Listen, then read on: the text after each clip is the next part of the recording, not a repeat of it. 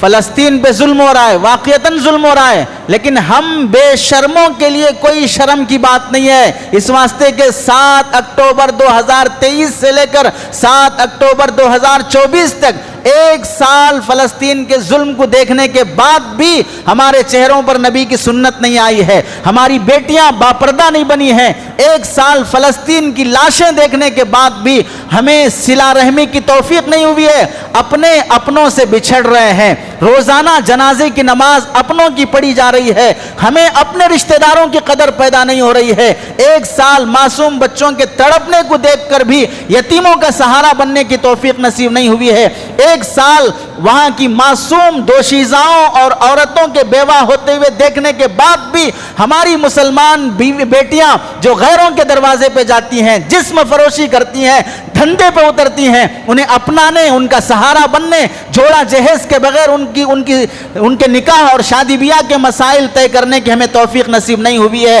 اور تو اور ان سارے مظالم میں ہم نے عید الفطر، عید الاضحیٰ کی نماز فلسطین کے مسلمانوں کو ان کھنڈرات میں وہاں کے مظالم میں پڑھتے ہوئے دیکھا، اس کے بعد بھی ہمیں سمجھ نہیں آیا کہ وہ بم بارود کے سائے میں بھی نماز نہیں چھوڑ رہا ہے، اور ہم یہاں پر آرام سے کھا پی کر بھی نماز چھوڑ رہے ہیں۔ ہم یہ سب مناظر دیکھنے کے باوجود بھی آخر میں علماء نے جو درخواست کی، کم از کم کول ڈرنکس چھوڑ دو، ڈرنکس چھوڑ دو، اسرائیلی پروڈکٹس کا بائیکاٹ کر دو جو فالتو قسم کے ہیں، وہ بھی ہمارے شادی بیاہ سے ختم نہیں ہوئے ہیں، تو پھر اس امت کو کیا حق ہے فلسطین پر آنسو بہانے کا؟ اس امت کو کیا حق ہے فلسطین کے مسلمانوں سے اپنے آپ کو کمپیر کرنے کا؟ اگر وہ مسلمان ہیں تو ہمیں اپنے اسلام پر نظر کر لینی چاہیے، کیا ہم جیسے لوگ بھی مسلمان ہو سکتے ہیں؟